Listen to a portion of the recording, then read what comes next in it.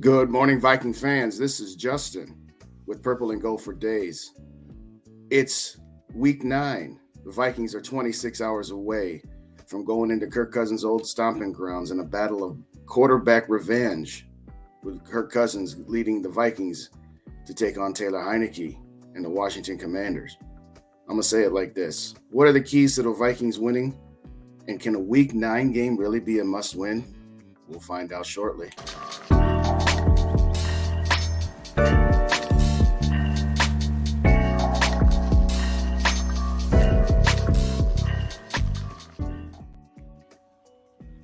So this will be the first time that Kirk Cousins will return to his old stomping grounds. Yes, we did face the Washington football team at the time in 2019 on a Thursday night football game, and another battle of revenge games for quarterbacks when Case Keenum came to town. And we had the ultimate snooze fest. Vikings ended up winning by 10, 19-9. It was rather a boring Thursday night football game, if I recall correctly. I'm not sure because I think I fell asleep a few times to it. But jokes aside, simply this. Last week, Patrick Peterson was beyond pimped up with his emotions going up against his former team, and he balled out. And it's time for Kirk Cousins to do the same thing. We've been talking for weeks about when is Kirk Cousins going to have that game? When is the offense going to have that game where you are in control from start to finish, where you don't have lulls, where you don't have multiple 3-and-outs that keep your opponent in the game? And for weeks we've been saying this is going to be the week. Well, if ever there was a time for that to finally happen, it's this. You know, Kirk Cousins was drafted behind RG3. We all know that. Eventually he got a shot, got franchise tagged a couple times, but ultimately the team decided we're not going to give you a long-term contract. What has Washington been since then? A whole lot of not much. Granted, okay, the Vikings thought he was the missing piece in 2018. And let's be honest, Kirk Cousins has been very, very good, but team has just kind of been okay, only having one playoff appearance in his 4 years. Is that all on him? No. But what is all on him is to not go completely Patrick Peterson on, and I mean it like this. Have your emotions. Show out. Show the people that didn't want you how good you really are. Just don't let that get too far into your head when you're trying. Then you get outside of yourself. Kirk Cousins is very good when he stays within himself, and on occasion when he has to step out of himself and be something more, that's okay. But don't overdo it. It's kind of like being aggressive with your passes. We've always talked about him always wanting to take checkdowns and not necessarily pushing the ball down the field at times. And sometimes you have to take those risks, which is true. But that doesn't mean you're reckless about it either. Yeah, you could stand to maybe throw 1 or 2 interceptions more under the guise of taking some chances on, 3rd and 8 and maybe throwing it into double coverage as opposed to throwing to a tight end who's got no chance of getting a first down. But that doesn't mean you just go willy-nilly gunslinger at every single opportunity and be reckless about it. So what Kirk Cousins needs to do in order to make this offense go is he needs to stay within himself for the most part, but at the same time, when necessary, don't hold back. This is the team that said they didn't want you. This is an ownership group that said, sorry, you're not good enough. Show them that you're good enough. Don't think ahead to next week. We'll get to that in a little bit. But for right now, the key to this game is simply Kirk Cousins being who he needs to be, ball out, and lead this Vikings offense to consistency. Because right now, that is the one thing that this team is missing on a whole, is being consistent. They look great on drives. They look pitiful on drives. Listen, last week, they were 5 for 5 in the red zone scoring touchdowns. But at the same time, they had 3 or 4 opportunities to absolutely put the game out of reach so that we didn't have to have a last-second sack to end the game of Kyler Murray. Now, having said all that, let's talk about Taylor Heinicke a little bit.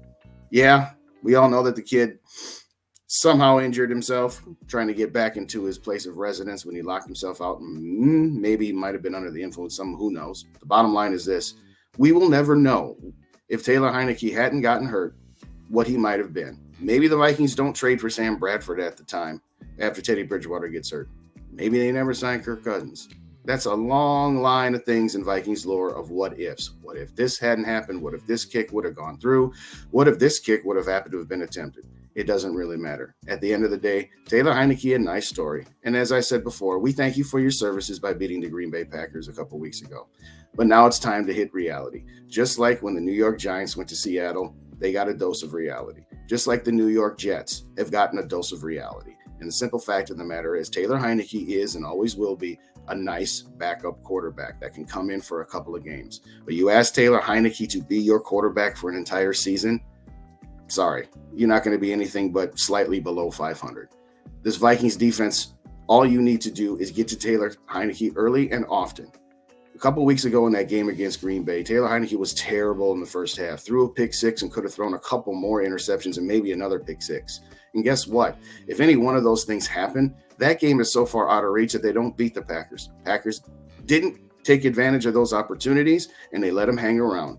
And you let a guy like Taylor Heinicke hang around, yeah, he can be dangerous. So simply put, defensively, get after this guy and put him on his back a few times and let him know that his nice little string and run of games is over. Coaching, Kevin O'Connell, you got this big game next week. Don't let your head think too much about that. Come out there, be efficient as you have been. You've been the key to this entire season thus far. We can talk about the improvements of the offensive line. We can talk about the defense being better. We can talk about Kirk Cousins being a lot more clutch than he has been. But the key to this season so far has been coaching. It's the same players by and large. Yes, you did add Zadarius Smith, who is, an absolute man-child, player of the month defensively. We all know that. But simply put, this team is finding ways to stay together, to be cohesive, and to pick each other up if one unit is not entirely holding up their end of the bargain. This is a tough road game, your first of two, back-to-back. Go out there, have your guys be ready, have your guys stay focused, and at the end of the day, there's no reason that the Minnesota Vikings should not win this game by at least 10 points. I'm not going to say that they should win this game by 21 because that's just not going to happen with this team. That just is who they are right now, as Denny Green once said. I'm not ready to crown them just yet. I'm ready to crown them the division winners, but I'm not ready to crown them complete Super Bowl. But they're right there. Now, why would I in the world would I say that this game could be a must-win game? It's week 9. You've only got one loss. Technically, by the strictest sense of the word, a must-win is simply a game that is an elimination game that you literally must win to prolong your season, whether that's to get into the playoffs or an actual playoff game.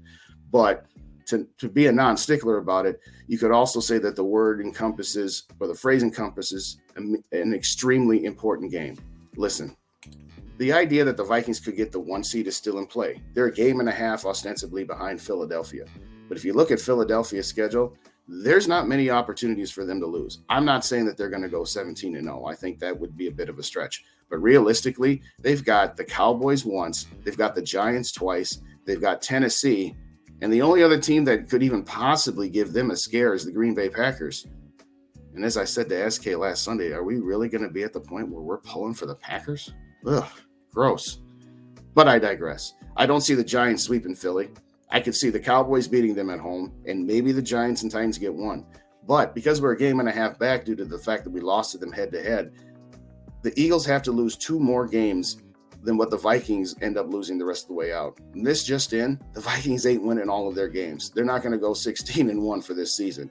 Now, at the end of the year, we can play this tape back, and if I was wrong, I would be happy and ecstatic that the Vikings are 16-1. It's just not going to happen. So let's just say, for the sake of conversation, the Vikings lose 1 more game. Well, then Philly's got to win 3. Basic Minnesota math, I know. You see 3 losses on this schedule between 2 games against the Giants, the Titans, the Cowboys, and the Packers? I certainly don't. So ostensibly, let's just put the 1 seed out of our minds for right now. I am concerned at this point that we absolutely must hang on to the 2 seed. I've said it for the last 3 weeks that I think San Francisco is still a force to be reckoned with. I still think that they are a bad matchup because of their offense and defensive lines. And you know what? This Geno Smith resurgence isn't just a cute little 1-month thing. They're for real. As I said on my prediction show, they're going to go and end the Cardinals season. They're going to get Cliff Kingsbury fired. They're going to keep winning.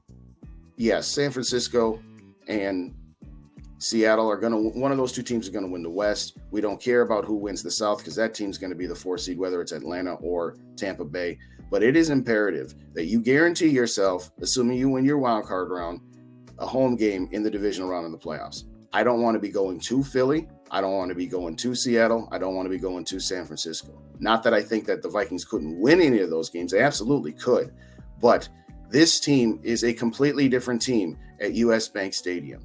So When you look at the Vikings' next 3 games, at Buffalo, then home against Dallas, and home on a short week on Thanksgiving night against the New England Patriots, that is a tough 3-game stretch that realistically you have to assume that they're going to go at best 1-2 in those games. Would I be thrilled if they went 2-1? Absolutely. Would I be ecstatic if they won all 3? But of course, I don't think you could put yourselves down for winning all 3 of those games. So you need to keep Seattle/San Francisco at bay.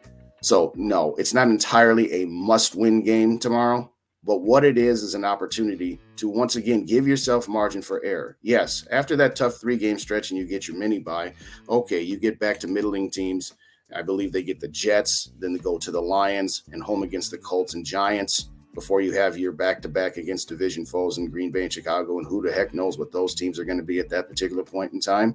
But this game is ultra important, not only to show the world that you're serious. You can't do everything you have. Beat Kyler Murray at home, have a decent offensive game, and show that your defense is getting better, and then turn around and lose to a Washington Commanders team. They're a cute little club, but they're a mediocre team. And I realize it's a road game, but you don't go on the road and lose to a team like that because that takes a little bit of the shine off of you. Yes, you win this game, you're going to have a 7-1 matchup against Buffalo because, as I said, Buffalo's going to destroy the Jets. But what I am saying right now, while not a technical must-win game, it's a very dang important win game because at the end of it, you got a tough stretch coming up here. Bottom line, I have the final score is 27-17. Vikings should win this game comfortably. It should be one of those deals where, it's 24-7 or something, and maybe the Washington Commanders get a couple of late garbage time touchdowns. But this should be a game that you are in control of from start to finish. And as I said earlier, get to Taylor Heinicke early, get to him often, keep your emotions in check. After you win the game, Kirk Cousins, give us all the you like that you want. Point to the crowd, say, how do you like me now? And then the media will finally start talking about the Minnesota Vikings as being a serious contender. This is ridiculous. We are about halfway through the season. The Vikings are 3.5 games up on the division, and there is more media coverage for what is wrong with Green Bay and can Green Bay turn things around and figure stuff out than there is talk and praise about the Minnesota Vikings. Sure, they did give us a little bit of airtime because we actually made a trade for TJ Hawkinson, who I think is going to make this offense even more better and hopefully even more explosive, and more consistent.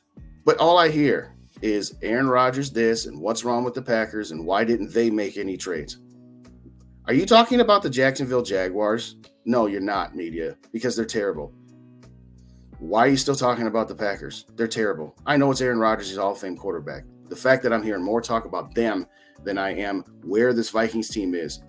Obviously, they're a notch behind Philly. Are they close to Dallas? Are they above or are they below? Something like that. Start talking about us. And Kirk Cousins, do your thing. Prove all the haters wrong, at least for 1 week. Or do what you always do. Just come out with that W and then put your hands up and say you like that as you're walking off the field. Look at that owner's box. I'm not going to get too much into the ownership group of the Washington football team because that's a whole nother show. But this is your moment, Kirk. Get ready. Be ready. Vikings win. 27-17.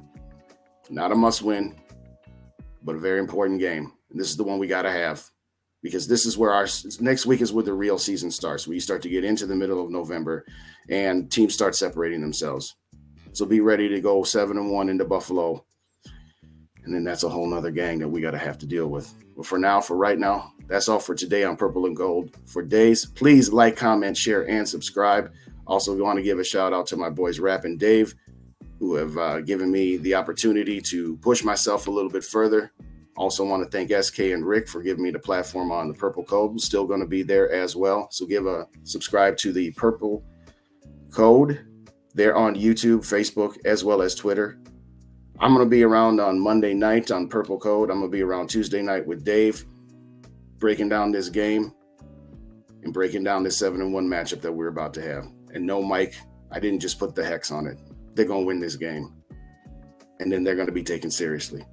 Thanks again for joining. Have a great rest of your Saturday. Skol Vikes. We'll see you on the flip side.